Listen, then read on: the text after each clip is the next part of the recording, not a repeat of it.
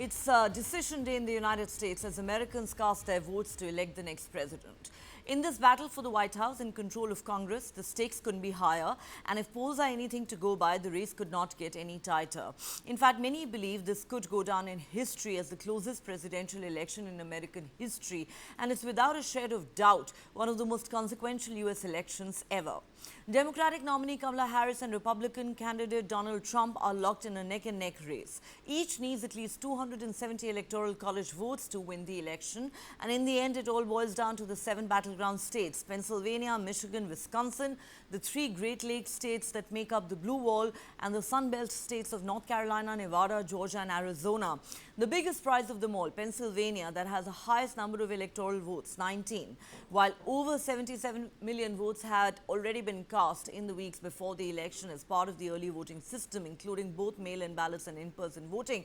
The first ballots on election day were cast in the tiny New Hampshire community of Dixville Notch, which opened and closed its poll just after midnight in a decades-old tradition. The two candidates predictably ended their campaigns in the battleground states, Harris in Pennsylvania and Trump in Michigan. Trump argued that his real opponent in this election is not Kamala Harris, but instead an evil Democratic Party system.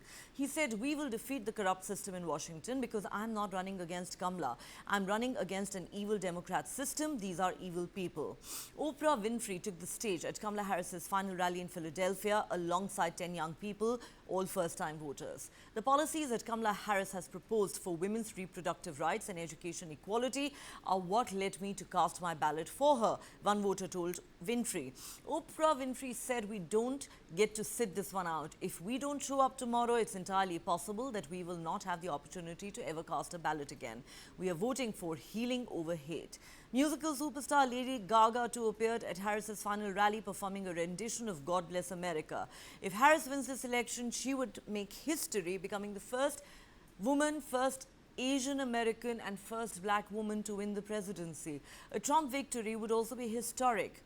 He would join Grover Cleveland as the only presidents to win non-consecutive terms. Also, Trump would then be the only president ever impeached twice and the only former president ever convicted of felony crimes.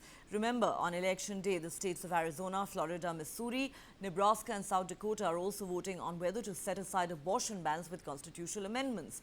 But here lies the big challenge. We may not know by the end of the election day who the winner is. That's because different states in the US have different laws, their own election procedures, and the order in which they count early mail-in ballots and election day votes. The counting process is expected to be long and tedious, and experts say it could be days if not weeks before we know who the American people have elected to the White House. Now here's what you need to remember. While millions of votes have been cast by Americans throughout the country, the votes that matter the most are the electoral college votes, and the magic number is 270.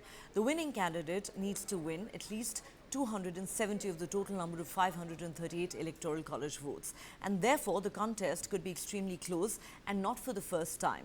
In 2000, 2016 and 2020, the results came down to just tens of thousands of votes. 4 years ago, with Trump undermining many Republican voters' confidence in mail-in ballots, the early hours after polls closed showed a red mirage in several key swing states, with the initial returns looking better for Trump than the final results would show hours or days later. States and counties often count and report one method of voting at one time. These are early votes, election day votes, and mail-in ballots. When one party tends to perform better with a certain method, as Democrats did with mail-in voting in 2020, the results can shift as election officials move from counting one type of votes to another. Besides, states set their own rules on when mail-in ballots can be opened. 2 blue wall states, Pennsylvania and Wisconsin, prohibit local election officials from beginning to process ballots until election day, slowing the counting process there compared to states like Florida, where mail-in ballots are opened ahead of time. Therefore, a definitive result in the presidential race may not come on Tuesday night or even Wednesday for that matter, and the early counts from battleground states could be difficult to process.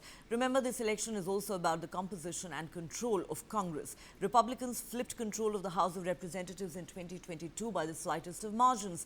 This year, House Democrats need a net gain of 4 seats to make Hakeem Jeffries, now the minority leader, the House Speaker next year. The fate of the House could take on even greater importance if Trump returns to the Oval Office and Republicans win the Senate. A GOP trifecta would give Trump close to carte blanche to pass his agenda into law. A Democratic majority, on the other hand, would serve as a final bulwark against Trump if he were to become president again. All 435 House seats are on the ballot. It takes 218 seats to make a majority in the House. One big question being asked is, will Trump declare victory early, or shall we say prematurely, as he did in 2020? He has already accused Democrats of cheating and trying to steal the election, warned that non-citizens are voting en masse, and sowed doubts about mail-in and overseas ballots. The claims are all baseless, but like 4 years ago, there are millions of Americans primed to believe these false claims. The longer the delay in the vote counting process, the more fodder it'll add to Trump's propaganda mill, with many expecting him to cry blue murder and call the election rigged. Conventional wisdom suggests he will seize on an early lead like he did 4 years ago and announce himself as the president-elect. That expectation has led Democrats and non-partisan media to warn Americans that there is a significant possibility that the winner of the presidency will not be known for days after the polls close. Trump has long said that elections should be decided on the night they are held, but doing so would disenfranchise many voters, especially in states where mail-in ballots are counted after election day. The other question exercising people's mind is this: does America need to prepare for election riots? Stores and properties in the US Capitol have put up big plywood planks. The National Guard is on standby and security is beefed up across major government institutions, among fears that there could be a repeat of the 2020 election aftermath, as we're likely to see a nail-biting contest between Kamala Harris and Donald Trump. In Washington, D.C., the seat of American government and Congress, metal security fences have been erected around the White House, U.S. Capitol, and the official residence of Kamala Harris, the incumbent vice president, who will be reading out the final results of the election on 6 January 2025 as per the Constitution. It was on January 6, 2021 that riots broke out when Congress was in a joint session to officially declare the winner of the Electoral College votes, which decide the final outcome of the US presidential elections. In view of assassination attempts on Donald Trump, the Secret Service is not leaving anything to chance. Security has been beefed up outside the West Palm Beach Convention Center in Florida, where Trump will be watching the results along with his supporters on election night. Streets will be closed and traffic restrictions will be in place at Howard University, where Harris will be with her supporters during election night. In scenes reminiscent of 2020-21, several businesses have been putting up plywood barriers in front of their properties in view of any potential mayhem.